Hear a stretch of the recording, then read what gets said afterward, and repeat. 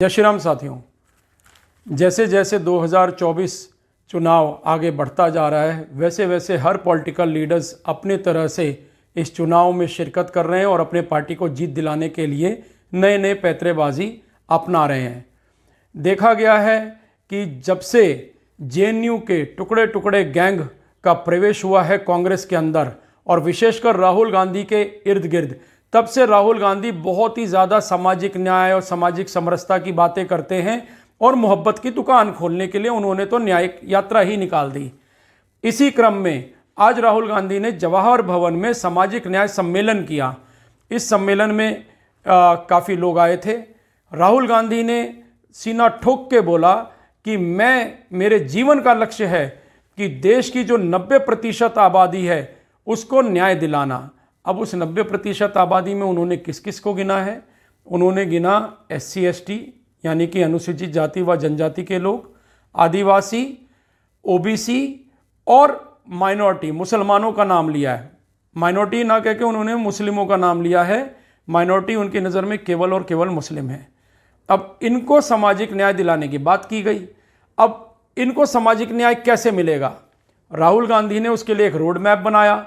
तेलंगाना में चुनाव प्रचार के दौरान राहुल गांधी ने कहा कि यदि उनकी सरकार बन जाती है तो वो सभी के प्रॉपर्टीज़ का एक सर्वेक्षण कराएंगे और ये देखेंगे कि किसके पास अधिक प्रॉपर्टी है, कितनी प्रॉपर्टी किसके पास है, और जो वंचित लोग हैं, जो भूमिहीन लोग हैं, उनमें उस प्रॉपर्टी को डिस्ट्रीब्यूट कर दिया जाएगा। इस बात को राहुल गांधी ने स्वयं कहा है। इसको आप सुन लीजिए। सच्चाई ये है भाइयों और बहनों कि हिंदुस्तान की 90% आबादी की इस देश में हिस्सेदारी है ही नहीं। इसीलिए हमने वायदा किया है कि जैसे ही हमारी सरकार आएगी, जो हमने तेलंगाना में किया, जाति जनगणना को हम पूरे देश में इंप्लीमेंट कर देंगे। देश का एक्सरे कर देंगे। दूध का दूध, पानी का पानी हो जाएगा।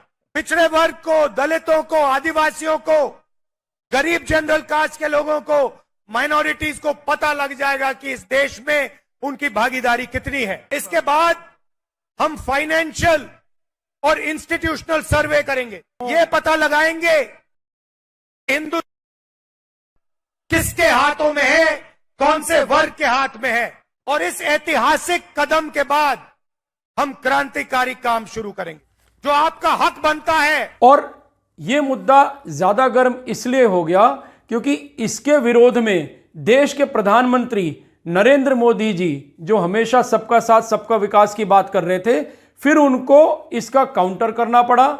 उन्होंने टोंक राजस्थान में जो भाषण दिया है वो ऐतिहासिक भाषण माना जा रहा है। उन्होंने साफ तौर पे कह दिया कि कांग्रेस जो चाहती है कि आपकी प्रॉपर्टीज को ले ले और घुसपैठियों को दे दें, आपकी प्रॉपर्टीज आपसे छीन ले और जिनके ज्यादा बच्चे हैं उनको सौंप दें। क्या आप चाहेंगे ऐसा हो? तो पब्लिक कहती है नहीं, हम ऐसा नहीं चाहते। ये अब दोनों तरफ से इलेक्शन बैटल की पिच सेट हो चुकी है। राहुल गांधी पूरी तरह से इलेक्शन मोड में आते हुए वंचितों की बात कर रहे हैं और नरेंद्र मोदी पूरी तरह से सनातन को बचाने की बात कर रहे हैं। लेकिन एक बड़ी बात, सामाजिक न्याय के मंच पे राहुल गांधी कह तो रहे हैं कि वो OBC, मुसलमानों, SC ST, आदिवासी के लिए काम करना चाहते हैं, लेकिन क्या वास्तव में ऐसा हो रहा है? क्या कर्नाटक की कांग्रेस सरकार ने राहुल गांधी के दावों की पोल नहीं खोल दी है? जब राहुल गांधी कहते हैं कि मैं OBC को मदद करना चाहता हूं, राहुल गांधी कहते हैं मैं SC ST के साथ न्याय करना चाहता हूं, मैं आदिवासियों के साथ न्याय करना चाहता हूं, उसके साथ साथ वो कहते हैं मुसलमानों के साथ भी। तो मुसलमानों के साथ न्याय वो कैसे कर रहे हैं जरा देखिए। ये दैनिक जागरण की न्यूज़ है, ये हम आपको स्क्रीन पे भी दिखा देंगे। इसकी हेडलाइंस कहती है कि कर्नाटक में सभी मुस्लिमों को पिछड़ा वर्ग में रखने पर राष्ट्रीय पिछड़ा वर्ग आयोग हैरान। सभी मुस्लिमों को, मतलब वो कितना भी अमीर मुस्लिम हो, आप सबको पता है कि कर्नाटक में और साउथ के जो मुस्लिम्स हैं वो बहुत ही रिच हैं, बहुत पैसे वाले हैं। हर परिवार से एक ना एक व्यक्ति विदेश में काम कर रहा है, मिडिल ईस्ट में काम कर रहा है। उन सभी को राष्ट्रीय पिछड़ा वर्ग में शामिल कर लेना, क्या यही सामाजिक न्याय है? राहुल गांधी सामाजिक न्याय की बात करते हैं और बाबा साहब भीमराव अंबेडकर का उदाहरण देते हैं। बाबा साहब भीमराव अंबेडकर जी ने क्या कहा था? उन्होंने सामाजिक न्याय की बात की थी अनुसूचित जाति, जनजाति, ओबीसी वर्ग के लोगों के लिए। उसमें कहीं भी उन्होंने माइनॉरिटीज की बात नहीं की थी। उन्होंने कहा था कि सबसे पहले इन लोगों को हमें सामाजिक न्याय देना है, आर्थिक रूप से इनको स्वावलंबी बनाना है और इनको शिक्षा के क्षेत्र में भी हमें आगे लेके जाना है। किनको? SC, ST और OBC के लोगों को, आदिवासी लोगों को। लेकिन राहुल गांधी इनको जो आरक्षण मिला हुआ था उस आरक्षण में सेंध मारते हुए राहुल गांधी के डायरेक्शन पे कर्नाटक की सरकार ने घोषणा कर दी है कि सभी मुसलमानों को पिछड़ा वर्ग के अंदर में हम शामिल करेंगे। अब वहां पे मुसलमान वोट कितने हैं? 12.92% लोग कर्नाटक में मुस्लिम हैं। इस 13% वोट बैंक पर कांग्रेस की नज़र है कि एक तरफा इनका ये कब्जा हो जाए। SC, ST, OBC को भरमा लेंगे और 13% मुस्लिम वोट मिल जाए तो कांग्रेस की सरकार सतत वहां चलती रहेगी, बनी रहेगी। इसके लिए कांग्रेस एक बहुत ही घिनौना खेल खेल रही है। SC, ST, OBC और आदिवासी वर्ग के लोगों के जो हक है उसको छीनने का काम कर रही है और वो छीन के देना चाह रही है मुसलमानों को। यही बात जब प्रधानमंत्री नरेंद्र मोदी जी कहते हैं अपने भाषणों में, तो कांग्रेस इलेक्शन कमीशन में शिकायत करने के लिए जाती है कि प्रधानमंत्री जो है डिवाइसिव पॉलिटिक्स कर रहे हैं, कम्युनल पॉलिटिक्स कर रहे हैं, इनके ऊपर प्रतिबंध लगना चाहिए। लेकिन खुद इनकी जो राज्य सरकार कर रही है वो क्या है? वो डिवाइसिव पॉलिटिक्स नहीं है। वंचितों के हक को छीन कर आप दे रहे हैं मुसलमानों को और बात करते हैं सामाजिक न्याय की। राहुल गांधी को तो ऐसी बात करने में भी शर्म आनी चाहिए। सामाजिक न्याय की बात अगर की जाती तो राहुल जी, आपके पुरखों ने इस देश के ऊपर राज किया है। जवाहरलाल नेहरू से लेके इंदिरा गांधी जी, इंदिरा जी के बाद राजीव जी, और उसके बाद फिर 10 साल जो सरकार चली है उसकी डिफेक्टो प्राइम मिनिस्टर आपकी माता जी थी, सोनिया गांधी जी। आपने उस समय क्यों नहीं सामाजिक न्याय की बात की? क्यों नहीं आप निकल के आए सड़कों के ऊपर?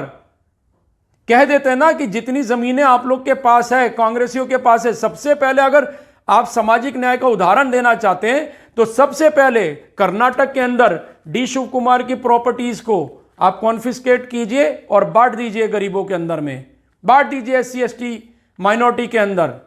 सिद्धारमैया के, खड़गे की प्रॉपर्टी उठाइए, उनसे उदाहरण पेश कीजिए।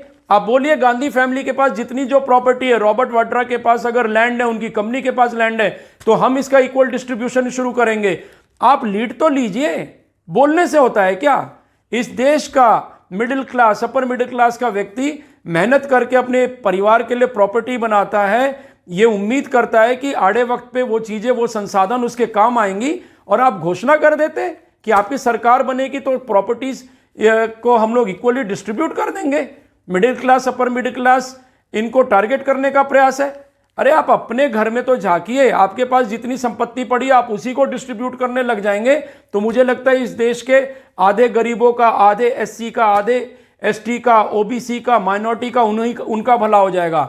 आप अपनी प्रॉपर्टी तो देना नहीं चाह रहे और लोगों की प्रॉपर्टी पे डाका लगाए बैठे हैं, तो इससे कभी भी सामाजिक न्याय नहीं मिलने वाला।